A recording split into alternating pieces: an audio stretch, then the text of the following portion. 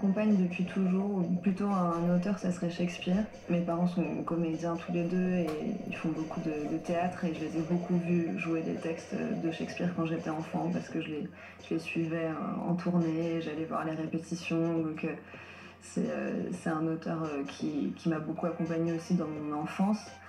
Et récemment, j'ai commencé à travailler sur un monologue de Lady Macbeth avec une coach d'anglais. Mais j'ai découvert encore plus la splendeur de sa langue et comment pour les acteurs c'est un délice parce que tout est déjà inscrit dans la langue, dans les vers, dans le rythme. Il y a quelque chose qui nous guide en fait. Avant, je pouvais pas sortir sans avoir un livre dans mon sac, même si ça se trouve, j'allais pas l'ouvrir pendant une semaine, mais juste j'avais besoin d'avoir un livre avec moi en me disant bon bah si jamais j'ai un moment où je suis toute seule ou où je dois attendre, il y a un côté refuge dans la lecture. J'ai pas mal de poésie. Il y a eu un moment notamment où je me suis beaucoup intéressée aux poètes femmes parce que je me suis rendu compte que tous les poètes que j'aimais étaient des hommes. Du coup j'en ai acheté beaucoup, j'en ai découvert beaucoup. André Chédid, Emily Dickinson, Catherine Pozzi, enfin voilà, plein de femmes un peu partout. Et j'ai beaucoup de livres féministes aussi que je range à un autre endroit dans mon bureau. C'est un peu mon petit sanctuaire et puis ça me permet de voir un peu, je sais pas, d'avoir une vision un peu globale des différentes ramifications de la pensée féministe et de pouvoir aussi les ressortir assez facilement quand je suis en train de travailler à mon bureau.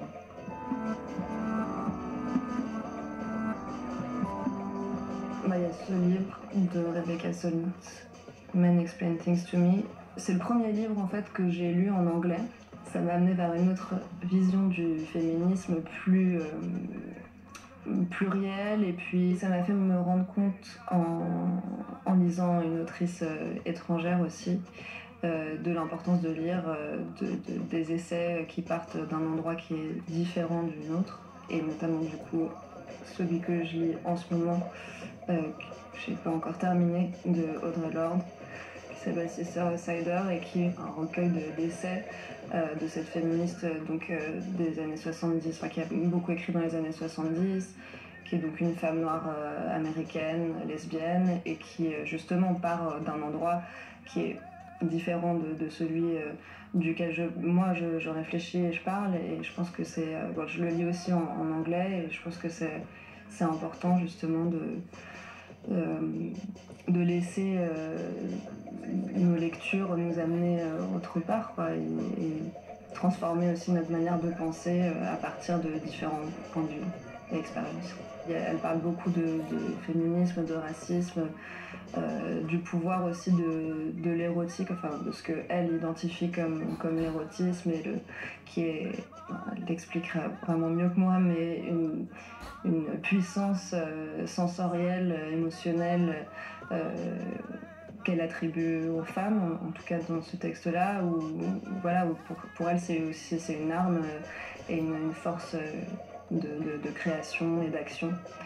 Et c'est ça que j'aime beaucoup dans ces textes, c'est qu'elle nous invite vraiment à parler, à agir, à se renforcer en étant pluriel, en étant ensemble, et c'est assez puissant.